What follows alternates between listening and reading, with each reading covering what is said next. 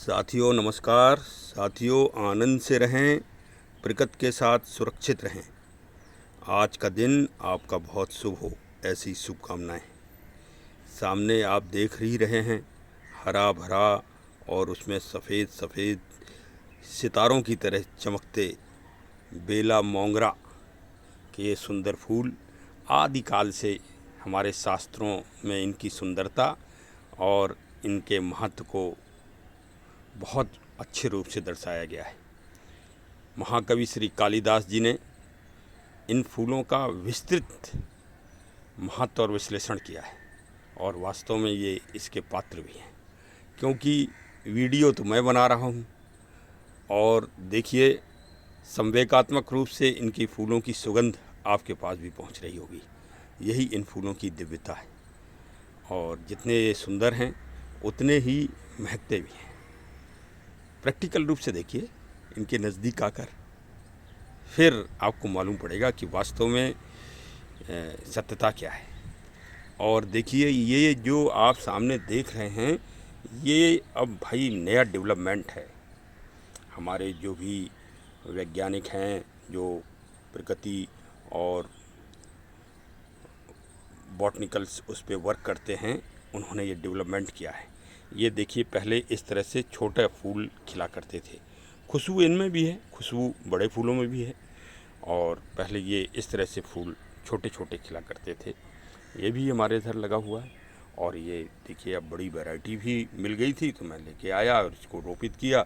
ये कम से कम 2-3 साल से लगी हुई है और इसकी मैं सेवा करता हूँ। ये सुंदर सुंदर फूल हमको पूरे बरसात भर इन फूलों की भरमार रहेगी। देखिए कितनी कलियां आई हैं, रोज़ 10-15 फूल खिलते हैं और मैंने पर्याप्त इसको सीमेंट के गमले में इसको लगा रखा है और इसकी सेवा करता हूँ। अब इसकी जो मिट्टी, मैंने भाई प्रत्येक चीज़ की मिट्टी का बहुत महत्व है और उसके रख रखाव का, वो अगर आप जान जाएं तो आपके पौधे इसी तरह सुंदर रहेंगे और इसी तरह फूल देंगे।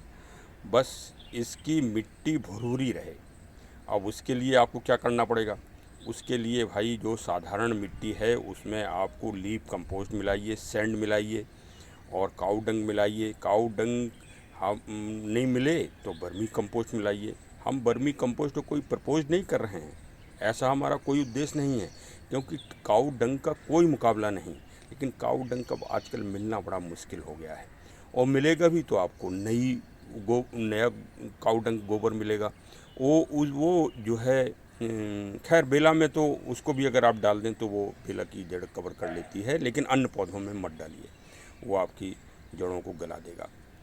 और मैं तो ये कहूँगा कि आप अगर बागवानी में उत्साहित हैं, और होना भी चाहिए, क्योंकि इसका भी विस्तृत विवरण हम बताएंगे कि बागवानी का चलन अपने देश में और दुनिया में कब हुआ, ये भी जानना आवश्यक है। जब तक किसी भी चीज़ के, किसी वस्तु के, किसी संगठन के, जितने भी संगठन हैं, इनका अगर आपको महत्व जानना है तो आप उसके इतिहास को जानिए, ऐतिहासिक घटनाओं को जानिए, उनकी संस्कृति को जानिए, तो आप जान जाएंगे कि भाई वास्तव में इस संगठन का, इस पेड़ पौधे का और इस विशेष तत्व का क्या महत्व है। जब तक इतिहास, लोग बाग कहते हैं कि इतिहास पढ़ने से क्या मिलता, साइंस पढ़ो, साइंस पढ़ो।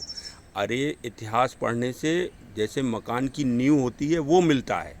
इतिहास जब किसी भी चीज़ का मजबूत होगा, जैसे बेला का इतिहास मजबूत है क्योंकि पुराणों में और सारे ग्रंथों में इसको समझने में देर नहीं लगेगी। अभी कोई नया पौधा होगा तो उसे हमें समझाने में बहुत टाइम लगेगा आपको।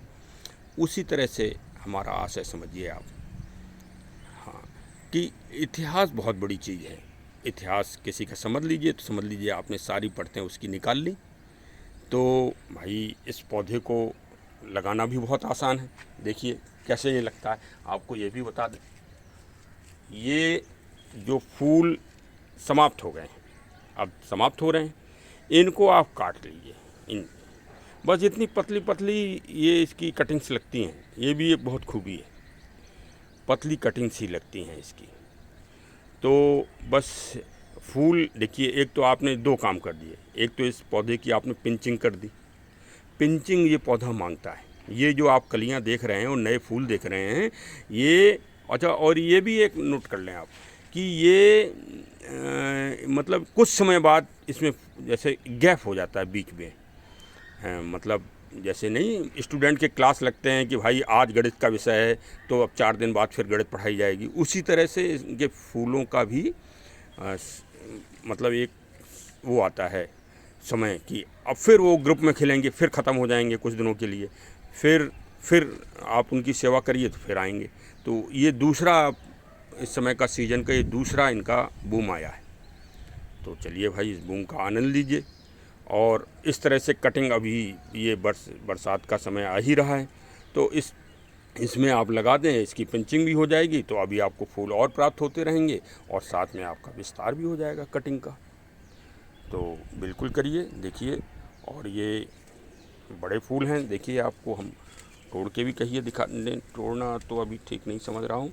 चलिए आप देख लीजिए, ये बड़े फूल हैं और ये छोटे फूल हैं इसके। तो जब आपको कभी भी बड़ी वैरायटी मिल जाए तो बड़ी वैरायटी भी लगाइए और छोटी का भी आनंद लीजिए। तो चलिए साहब, हमारे चैनल से इसी तरह जुड़े रहिए और आनंद उठाते रहिए।